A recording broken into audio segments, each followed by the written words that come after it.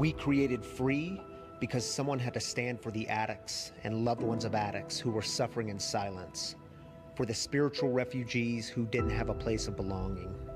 A traditional church model doesn't create space for the conversations we know have to be had.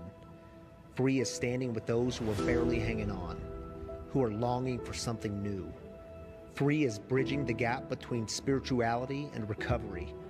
In this place, God meets us exactly where we are. This is what we stand for.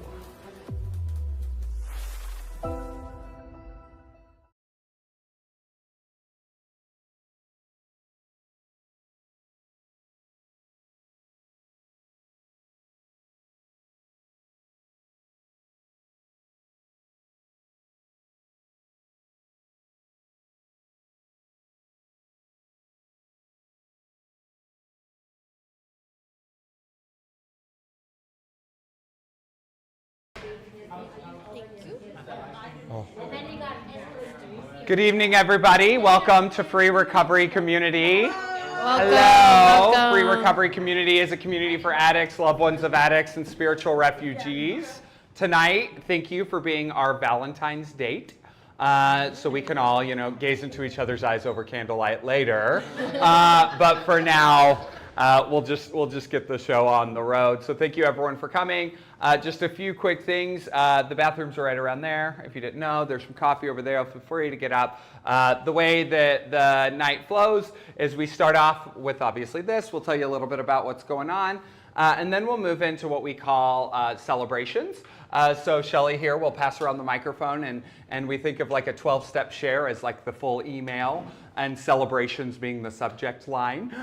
It's our opportunity to come together as a community and just kind of recognize what's going good, because sometimes we just sit around and talk about what's going bad, and life and recovery is such a full thing, so we like to celebrate that. It'll be followed by a quick little message centering around a theme, and then we'll take some time to listen to a song and meditate for about however long the song takes, which is 3 minutes is long for some people, short for others, but right in the middle for everyone. And then we'll go into our guest storyteller section, where we have Dawn joining us tonight. Yay! Dawn wore his good clothes and his cross, so he's looking good. And then we'll close with heartbreaks, which are just those things that might be a little too heavy to carry out of the room by yourself. And so that's the way we're going to go. Right. Hello, everyone. I'm Shelly. I'm a recovering addict alcoholic. So there's something that we do here at Free that's really special, and that's that we don't do shame. And every week we like to say it together. So on the count of 3, we'll say we don't do shame. Ready? 1, 2, 3. We don't do shame. Yay. A couple of quick announcements of things that we have going on. The first one is follow our socials. I was actually just talking to Donnie, and he's going to revive our TikTok account. We have some Facebook, some Instagram stuff, just kind of little nuggets throughout the week. You can also subscribe to our weekly email that gives you a little preview of the gathering that week. There's also Connect cards on the table over here. You can fill that out, put your info in there, and write if you want to have coffee with Seth. We love to connect with you and keep you up to date with everything that's going on in our community. Yep. And you get a free piece of merch. So, yeah. Christian, do you want to model it? Christian has one of the shirts on, so. Yeah. Yes. Volunteering with us. So it takes people every week to get everything set up, to run the AV, to do all the things that keep this community alive.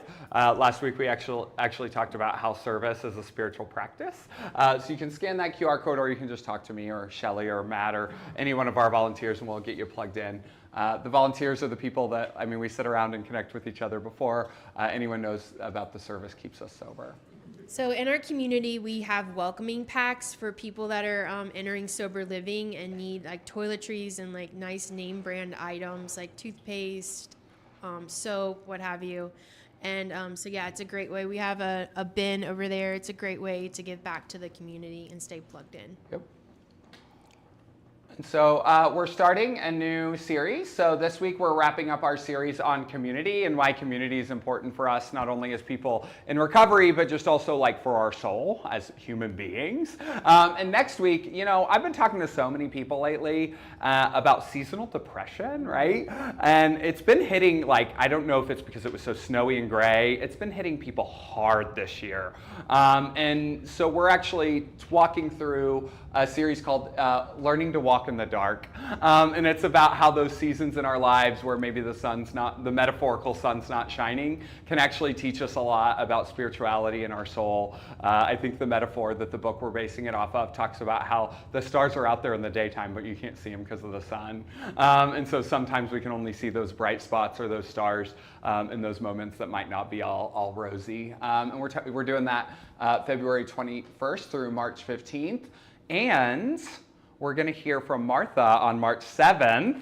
And so here's Martha right here. So we're going to have one of our first guest preachers of the year. So I'm really looking forward to that. If you've talked to Martha, you know how in one of her most painful seasons, she was able to see some lights that she would have never seen before. And so, yeah.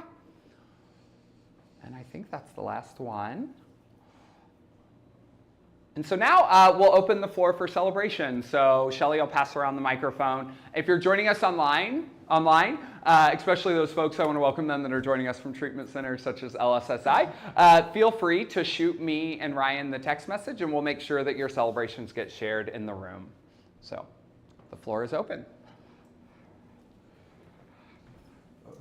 Seasonal depression ain't that bad. Just kidding. So one of several celebrations this week was lunch with Seth, but I would say be careful what you ask for when you have lunch with Seth. It was absolutely wonderful, and I appreciate the invitation. That was very affirming. So thanks for having time for lunch. Absolutely. Yeah. So we have some celebrations already from LSSI and treatment. Darcy, Bill, and Ivan are getting done with treatment this week, so that's a celebration. See you soon. Yeah, see you soon. See you soon, Darcy, Bill, and Ivan. And also, Bill has 1 month sober. Yay! 1 month. That's awesome. Devontae has 1 month clean. Yay, Devontae. And Johnny has 1 month clean. All So. right, yeah. Y'all are doing something right in there, because I know treatment, everything in you wants to walk out that door, staying in that door, putting your recovery first, testing your willingness. So celebrations for all those coming out of LSSI.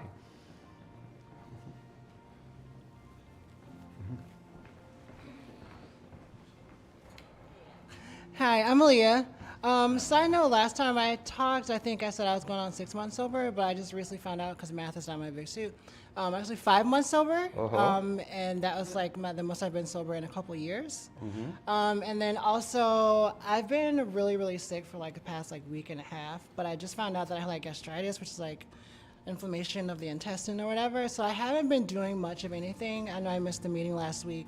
But I just want to celebrate being here this week, and then we went ice skating earlier today. So just kind of getting back out there while still feeling a little under the weather. But yeah, I just want to celebrate friendships and coming back out. Who fell flat on their face first out of the people? Oh, yep. You're so tall and narrow. You're center of whatever.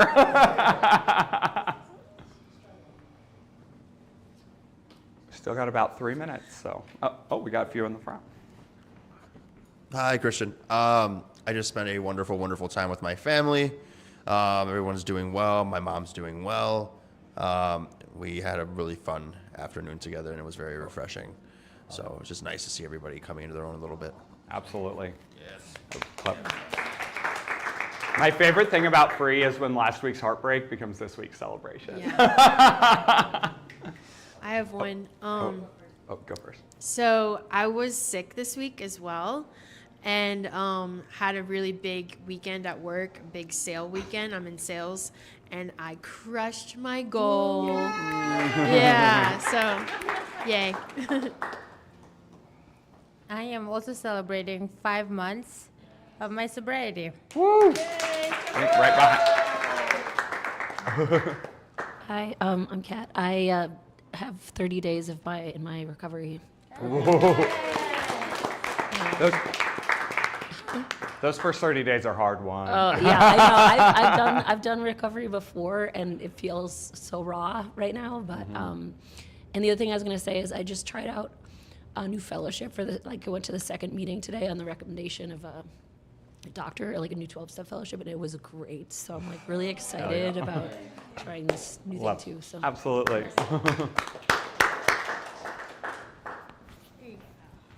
Hi, my name is Al. I'm celebrating finally getting both of my feet corrected so I can walk pain-free, That's kind of a big deal. limb-free, and I get to fully commit to a workout regimen, be it CrossFit or at home or exercises. I have equipment at home, so I'm really excited about a pain-free walk. Absolutely. And I just got an update. There was a typo. It's Levante that has a month sober. So we're going to clap for his Levante has a month sober. Yeah. Good job, buddy. A few more seconds. Oh, yeah. Hi, I'm Lennox. It's been a minute since I've had a Valentine, so I'm really happy to have a great one this year.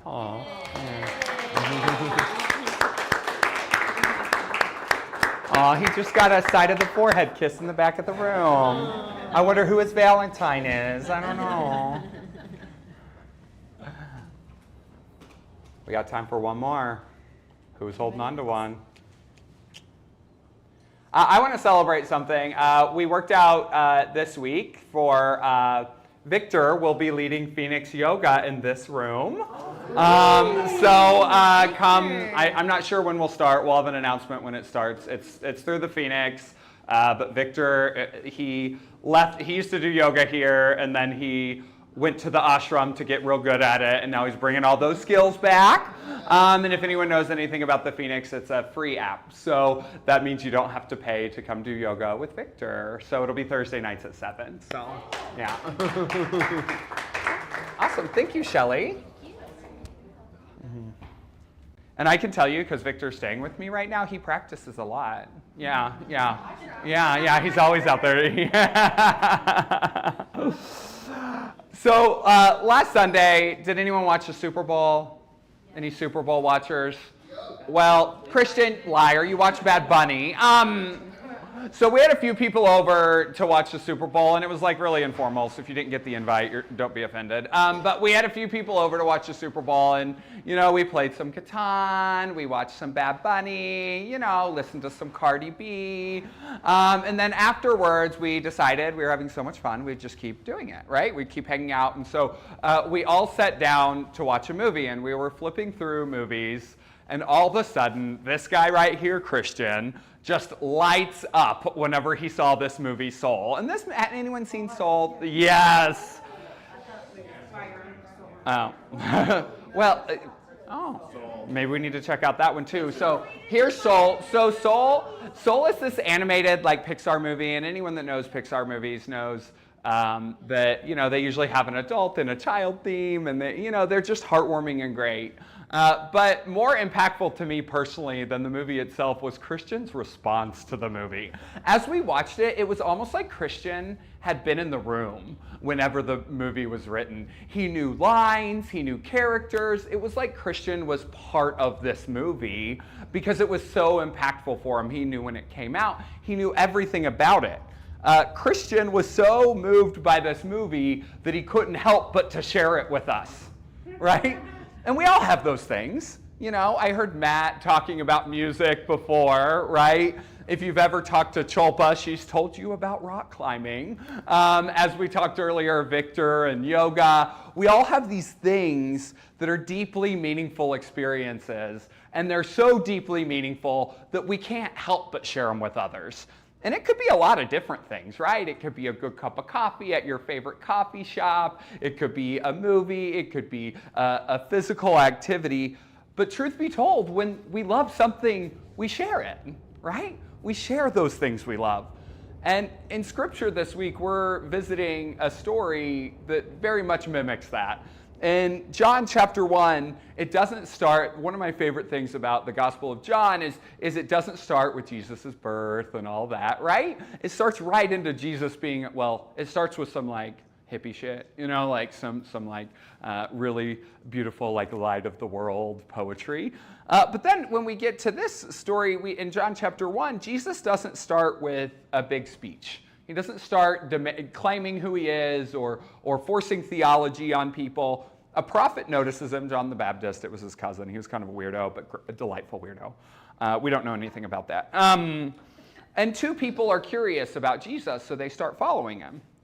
And he looks to him and he goes, "What are you looking for?" And that's all he says. He doesn't say, "What do you believe?" or "Are you worthy?" He doesn't give them a values test to see if they're people that should be following him. And this simple, like, what are you looking for? What are you curious about? What are you exploring? What do you need to dive deeper into? Is actually a deep spiritual question. It assumes longing, or it assumes that we're hungering for something, or we're seeking something, or these people were people that were deeply searching. And all that they ask is, "Rabbi, where are you staying?" Well, I was actually talking to someone this before. Regardless of what Christine Ohm thinks, the Bible was not written in English. It was actually written in Greek. And so the Greek word for where you staying is meno, which means to dwell or to remain or to abide. It's abiding in presence, right? They ask, where are you existing? Where is your soul finding rest? And that presence involves someone giving their soul away. What do you have to share? What is it that is so impactful to you? They were asking, where can we experience what you have to offer? His response was a simple response: come and see. He didn't do any doctrine. He didn't do any preaching. He didn't do any fancy sales pitch. He knew something was deeply meaningful to him, and he was willing to share it. So he comes and asks them to check it out for themselves. So they come. They experience something profound. They stay with him for the day, and they abide in him, is what Scripture would say. And then when they experience something that was meaningful to them, they go on and share it with others because they have experienced something meaningful. So a few years ago, has anyone ever been part of YPAWS or know what a YPAW is? YPAW stands for Young People in 12-Step Recovery. See what I did there? I was part of the MOSCEPA, Missouri State Conference of Young People in 12-Step Recovery. And I talked about it a little bit last week, but there was something, and I was about a year sober when I went to this, that the speaker said that just hit me like a ton of bricks, and we all have those little nuggets. She said the purpose of recovery is to have a spiritual experience so powerful that you can't help but share it with others.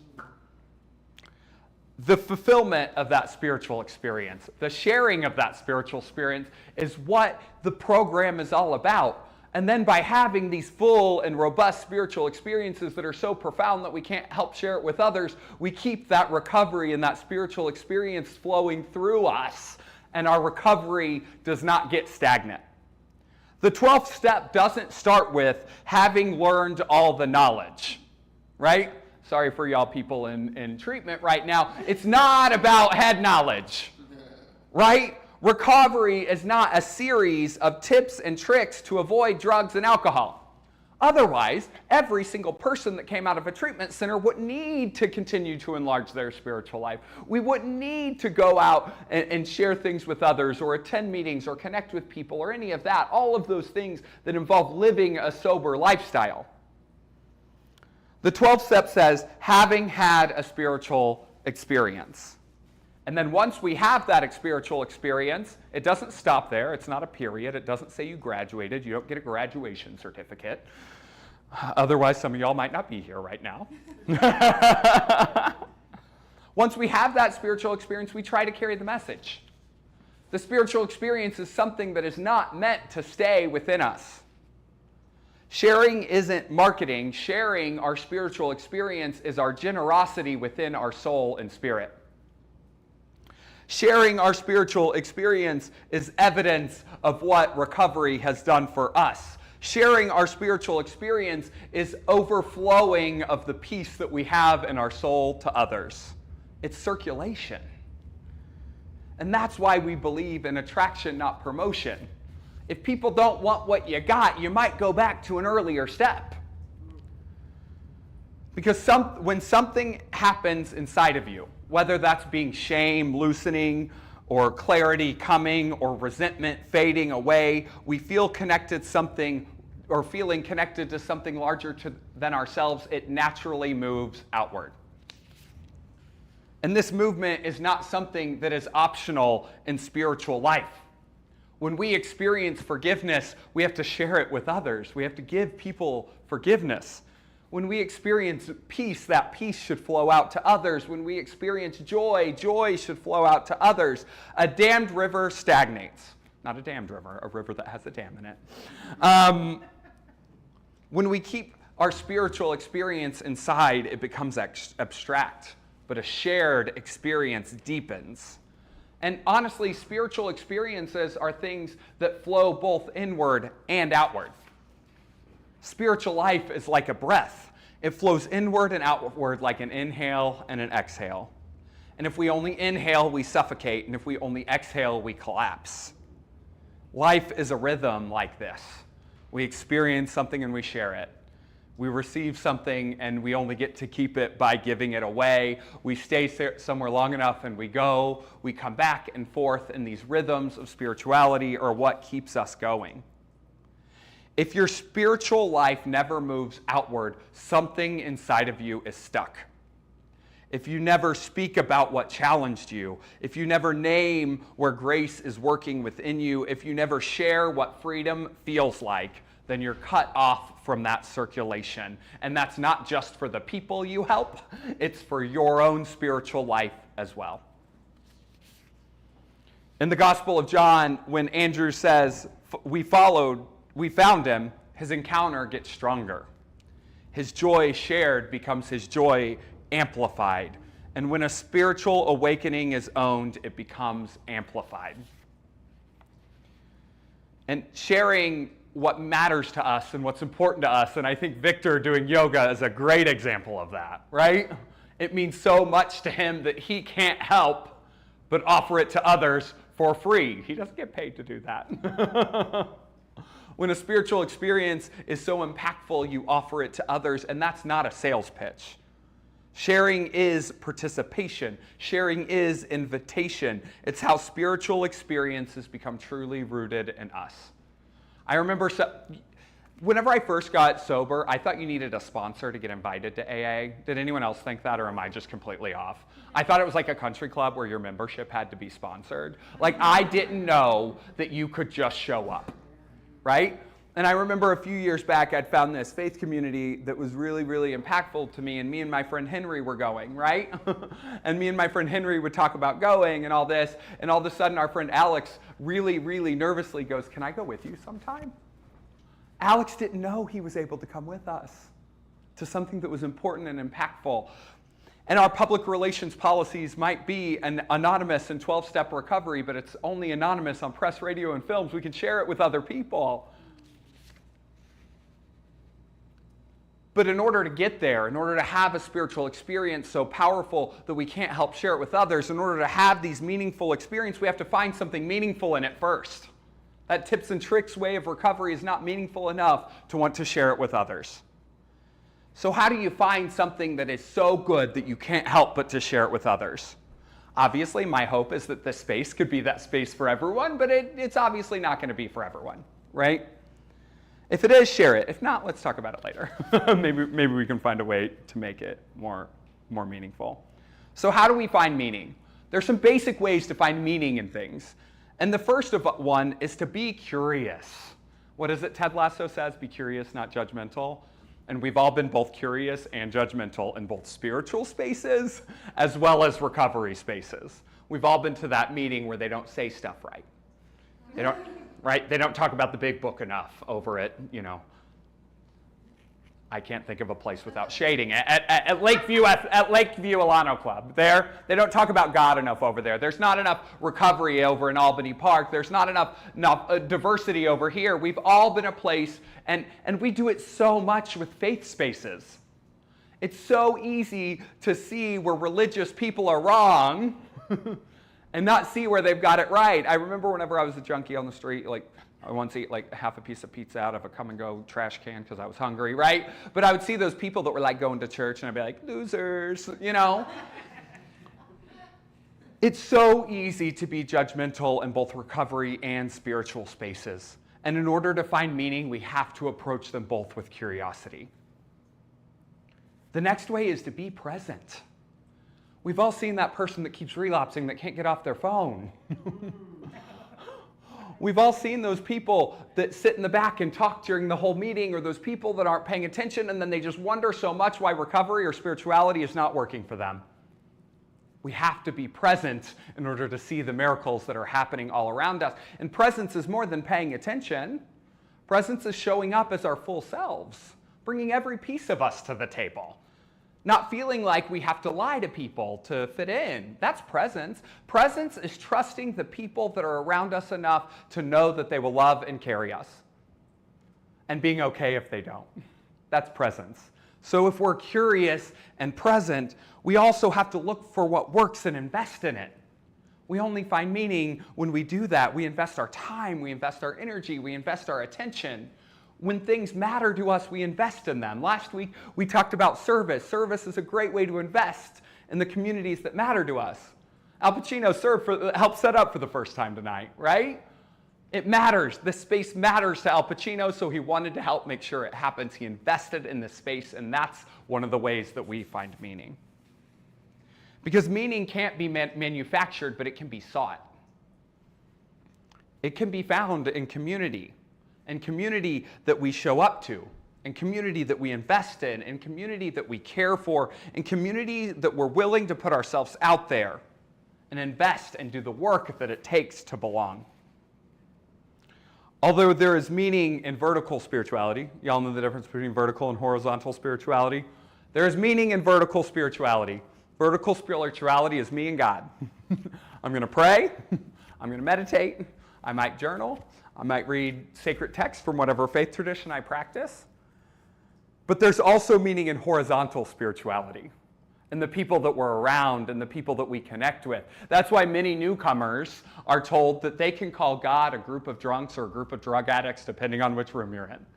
I heard group of drug addicts the other day, and I was like, ooh, that's a nice twist, sister fellowship. But there's meaning in both the vertical relationship with God, but also the horizontal relationship with God.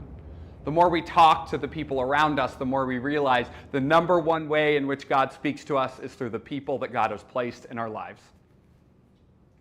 We can't neglect the horizontal spirituality for God. And when we do that, right, when we show up curious, when we're present, when we invest, and when we make sure to notice that there's both horizontal and vertical spirituality, this crazy thing happens, meaning often happens. And when something meaningful happens within us, we just can't help but to share it with others. Meaning's also something that doesn't happen right away. Victor, did you fall on your face the first time you did yoga? Probably, yeah. Chopa, did you make it up a cliff the first time you climbed a rock? No. Christian probably made it all the way through Soul the first time you watched it, but meaning develops. Meaning, and that's why we have to invest in it. Because we start somewhere and then we invest in it so that it grows. We can't expect meaning the first time we show up to a place. I don't know a darn thing that was said at my first 12-step meeting. Well, I do. This lady was so proud that she bought her first couch. That's the first thing. She's like, I paid for a couch in cash. And I'm like, how did you do that? But that's what I got. That's not meaningful. That's just a lady with a couch. Different than, I'm not going to say the political joke. Okay. And because of that, we can't be private with our meaning. We can't develop exclusive clubs that are only for the people that are cool. Because we never know where their meaning is going to find them. And we never know when they find meaning where it helps us find meaning as well. And because of that, we have to remain in spaces sometimes where there's conflict. Anyone ever served on a committee? Man, it taught me the resentment prayer. But sometimes in order to find meaning, we have to show up with low expectations and stay long enough to figure out that it's there. Because sometimes recovery teaches us that we have to build the community we need. It's not going to show up at the door waiting for us. And when meaning grows, it not only overflows, but it moves to those around us. You don't have to force it. It happens naturally. And then maybe you'll find yourself saying, check this thing out, or you have to try this thing. Not because you're recruiting, or not because you're trying to help an organization survive, but because when spiritual experiences are good enough, you can't help but share them with others. Now we're going to listen to a quick song. Just pray, meditate, listen, and think of those places where you can invest in some meaning.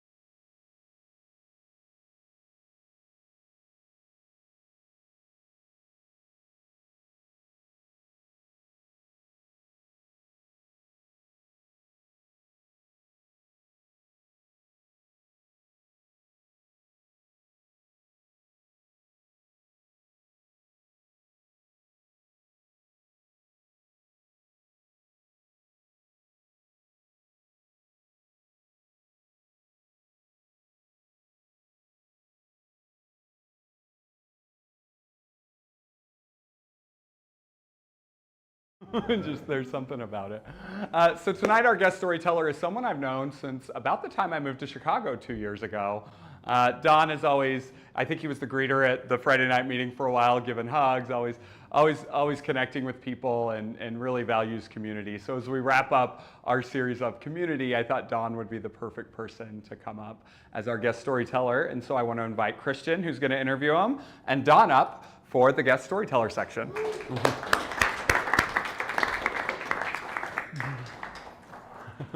Hey, Don. Hey. How are you? I'm good, thank you. Thanks for agreeing to do this. I'll start off by saying that with any luck, we'll probably see you on TV at some point. Uh-huh. And I would love to hear more about where you come from on those grounds. He is an actor. She does her acting. And how, where you came from, where your passions are bringing you, how recovery factored in, all the good stuffs, because it's obvious that you love those things. And I just, would love to know a little bit about that and your story. Sure. How my passions factor to my recovery. So I mean, I always wanted to act. I was like always a performer when I was little. Like I was like the kid at Thanksgiving that was like, sit down, I'm gonna do the Thriller dance real quick before we eat. It was just always, I guess like from a young age, it felt good to be somebody else. Like to be able to go into a whole nother world and pretend whatever was happening in my life at the time wasn't happening. And through recovery, I mean, what my addiction did was it took the passion. Like when you first start, like for me, meth and alcohol are my things. So like for me with meth, like at first, I was more creative. I was like the fucking Beatles, I thought. I'm like writing songs and, and even looking back at it sober, like they were good. And then, you continue in addiction and all that starts, the creativity goes and your light dims and then there's no light. So it took that. What my recovery has done has reignited the passion. And what I thought was over, like, I didn't think I'd ever be able to do what I loved. And I remember saying, like, I would keep relapsing and coming back. And I was like, if I can't, but they're like, you can get a job and get back on your feet. And like, you have all this management experience and retail and stuff. That's great. But like, I need to know that for me, I could get back to my passion and not be in a 9-to-5 and just stuck there. That wouldn't keep me sober. I know it wouldn't. So I had to be able to know that I could get back to my passions. And now I'm in massage therapy school now. I have the most sobriety I've ever had now. And the reason I did massage therapy is because I wanted to have a trade so I could get back to acting. So I'm gonna make my own schedule and audition when I want to. I want to tell my story. Like I'm in a sober living house and these guys are writing my script for me. I literally write, I'm gonna write that down. I'm like, what did you say? Shitty booty ass bitch? What? But yeah, I want to tell the story and I want to tell it raw, the way that it actually happened. I don't want to reach an audience for people who have sympathy for us. I want to reach us with my story. So that's the plan. Awesome. Very well put. Awesome. Totally relate on that note. I was also a meth addict, and it's like drugs. They take your passions and they use them against you. And kind of segues into my next question. I feel like recovery is a lot of like full circle moments. Places, people, things that used to traumatize you become rewritten. And it seems like you've done that with your acting. You've done that with the people you're around, and just, and we'll continue to see that if we continue on the right path. You have a community to do that with. You have people who write the script for you. Since the theme is community, like what role has community played in helping you to rewrite those memories and make a new script? Yeah. Community's played everything in it. I mean, it's such a big part. Like, it's just a really big part of my recovery. So I tried to get sober on my own. I was for like 16 years, I was in an abusive relationship. And it was just me and that guy. Like all my friends, everything disappeared. And I was alone in that relationship. And I never could stay sober because my biggest trigger for me was laying next to me in bed. So I kept trying to be sober but stay in this abusive relationship. And I never, until I left that relationship, then all of a sudden my world opened back up and everything got bigger. And now I have friends, like we've got a whole little band of misfits that I live with. And they're everything. I never thought that I would come into there and make the friends that I have, like lifelong friends that are with me tonight. I never thought I would find love. He's with me tonight. It's just a lot more than I thought it would be. And if I didn't have that, if I didn't have like the fellowship and the meetings and, like Christian gets on my fucking nerves, but I love him too. But it's everything. we can't do this alone. And that's such a, like, I used to hate that. I hate all the little fucking sayings that like, that like, you know what I mean? Like people get up there and they do their lead and they're just like going through like every little quote that, you know, and you're just like, oh God, like where's your story? The one thing like I could say is that community, like we can't do this alone. You can, but it's probably not going to last long. Because I don't know, man, like the voices in my side of my head, that's an army. And I need to have some soldiers on my side to fight that. Cool. Thank you. Yeah, 100% exactly. On that note, too, something I wanted to ask for anybody else who's considering even just venturing into the career that you're trying to get into and just your interests, right? What does actor Don, what does recovery Don, what does Don know now that he could tell younger actor Don? Well, you know, Don before recovery. If you could go back in time and talk to yourself, what would you say? This is like a RuPaul moment. That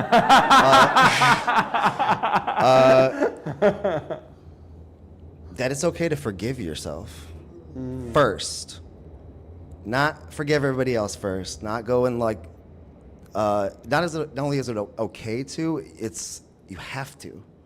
Because that was blocking me. I fucking hated myself. I did a lot of shitty things to people I loved. And I felt, even when I was going to meetings every week, I was chairing things, I was doing all the things, I felt like I'd still deserve to pay for the things that I had done. And until you decide that you're done suffering and that you deserve to be happy, you're going to keep suffering. Because the world around you needs to completely change. And that starts inside of you. You can go to meetings. I was going to everything. I was going to the retreats. I was everything. But I did not like myself. And no matter what anybody said to me, I just could not find that in me. So when I realized that I could forgive myself and that was the only way I would stay sober, the only way that I could move forward and help other people, because I can't, RuPaul, if you can't forgive yourself, how in the hell are you going to forgive somebody else? Can I get an amen? Can I get an amen up in here? Amen. Yeah. Excellent. Thank you. And we'll close this off like we always do. We've heard this question a million times, and I'm about to ask you. For all the newcomers in the room, the newbies, the sisters at LSSI, by the way, thanks for the shirt. I appreciate you. Yeah, what advice do you have for the newcomer who's just starting and doesn't know what the fuck is going on? Because we've all been there. I mean, I still don't know what the fuck's going on. I'm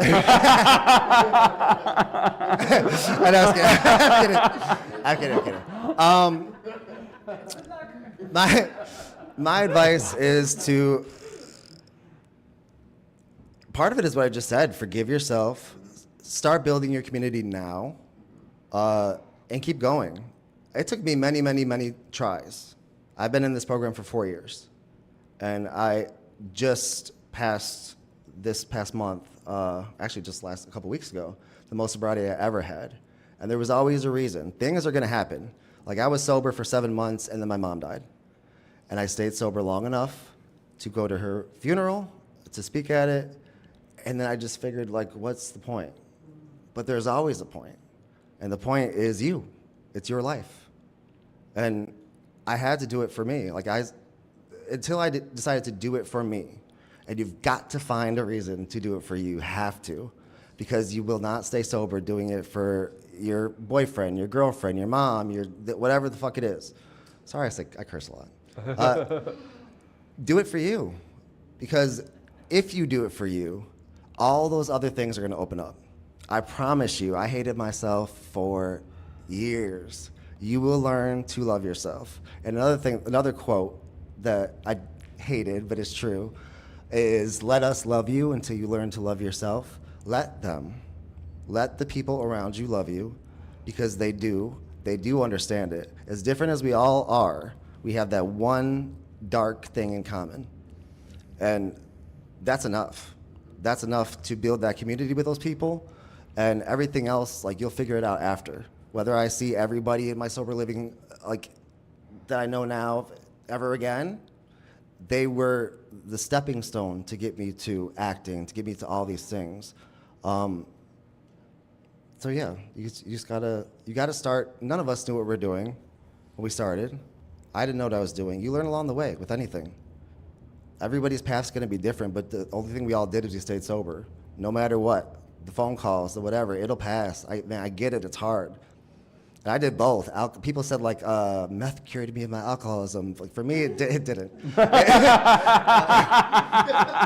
I was like, oh, well, alcohol's not that bad. I was a meth addict. I'll just drink all the time. But you can do it. If I can do it and all these people can do it here, like you can definitely do this. Like I have this talk with Ed all the time. Like that's the thing I tell him all the time. You can absolutely do this. I'm sitting right here and I'm telling you I was a fucking mess. Oh. And if I can do this, you can. Like I felt impossible, and nothing's impossible. Ooh. Yep. Thanks, Don.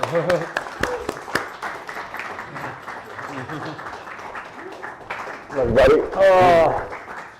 Gosh, that was good. Also, what was that quote that you just said that you heard from the people in your sober living? Something about shitty ass hoe or something? Shitty booty ass bitch. That means something different when you live with a bunch of gay dudes, I'll tell you that much.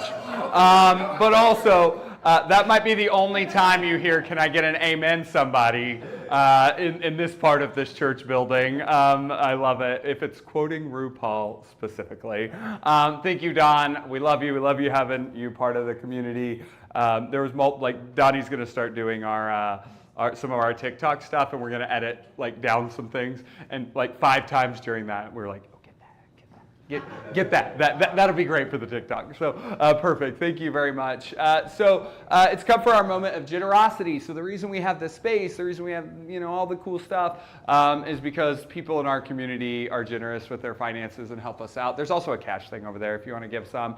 And sometime in April, a group of us are going to go to Denver to see what Denver's free recovery community looks like. It's a whole recovery hub. It hosts sober comedy nights, sober open mic nights. It has a coffee shop that's open from 9 a.m. to 9 p.m. So when you're sitting there telling your sponsors about how, you used to be a hooker for meth, you don't have to worry about the family next door giving you a dirty look. So what we're building to, or what we're working towards, is only made possible through the generosity of the community. And now, as I mentioned earlier, what we close out every night, every Saturday when we meet with, is heartaches. And heartaches are those things that, I say it every week, but I fully believe it, is they're those things that are just a little too heavy to carry on your own.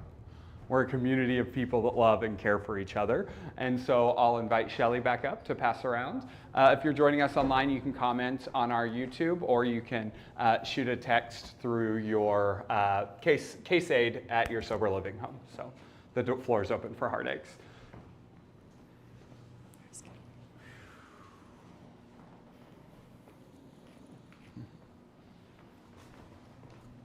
Hey everyone, my name's Donnie. I had a big falling out with a friend today that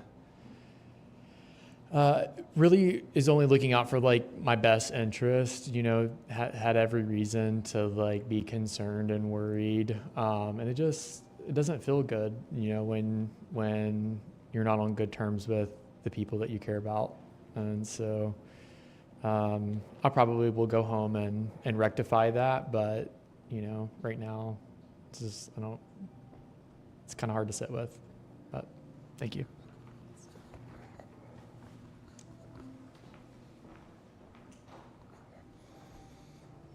My heart is aching for friends, people who I care about, who can't get this. Who, have a really hard time staying or even getting sober. And it really pains me to see them just tearing down their lives and not getting the blessings that I've gotten to have my, disease, like I said earlier, arrested. I have no desire to use, and I just... I ache for the people that I love that can't get this. Absolutely.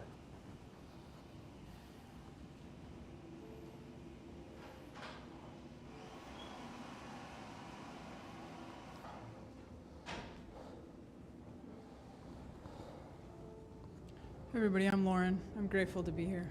That was really great, by the way. Thank you.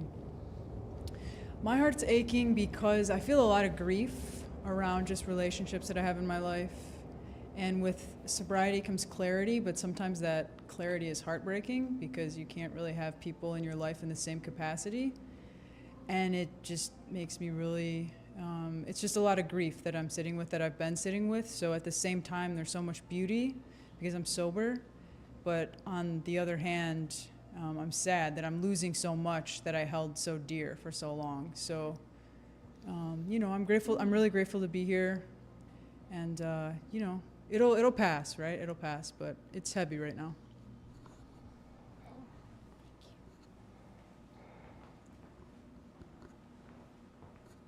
Hi guys, Christian.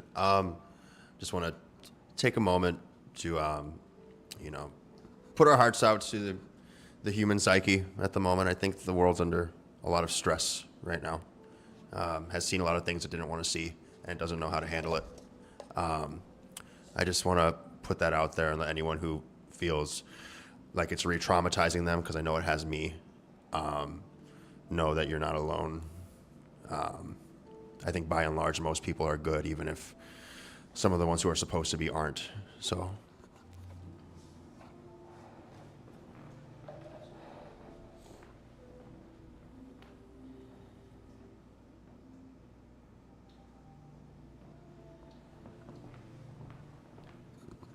I just wanted to say last week was kind of tough for me. After a week before that was really good. And I think it's a good reminder that clarity is fleeting, and showing up here kind of gave me that clarity back, and to give yourself grace when it is fleeting, because I think it will always be fleeting. So I just wanted to share that.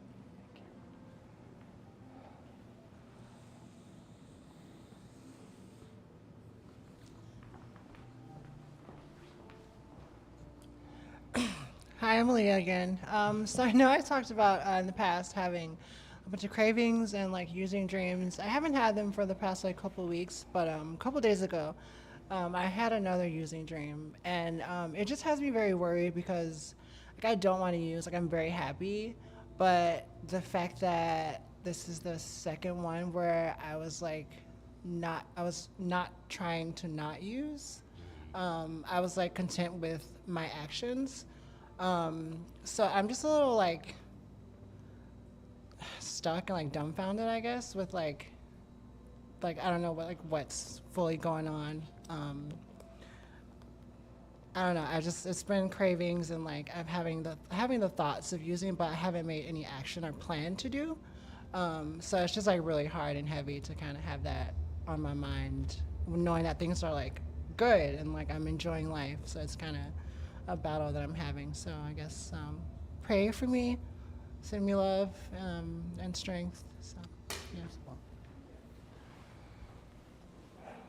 Thank you for everyone who shared tonight. As I mentioned earlier, when we sit in these things and we make space for them and we name them, especially some of the personal struggles. There was an old timer at a meeting I used to go to that said, naming a problem, you're halfway to fixing it. And I just like that. So thank you all very much for that. So that's a wrap. We will close. What? Yeah, we will close with a prayer. Every week Ryan finds us a different prayer to join together. So if you will join me in this closing prayer. God, increase my faith and teach me to trust you more deeply. Help me to find connection with my fellow person, and help me discover we are all born from your loving kindness. Let me grow in confidence of your timing and remove fear that holds me back from living my best life. I know your presence is within, holding me, loving me, guiding me, reassuring me that I'm never alone. Amen. Awesome. Thank you all for coming. If you found something meaningful, invite your friends. We'd love to have you back next week or any week in the future. You know where to find us. Again, if you're new, if it's your first time, or maybe you just haven't filled out a Connect card before, you can find Shelly at the Connect table right over there, and she'll give you some sweet merch. And we have quite a few pieces to choose from right now. So thanks, everyone.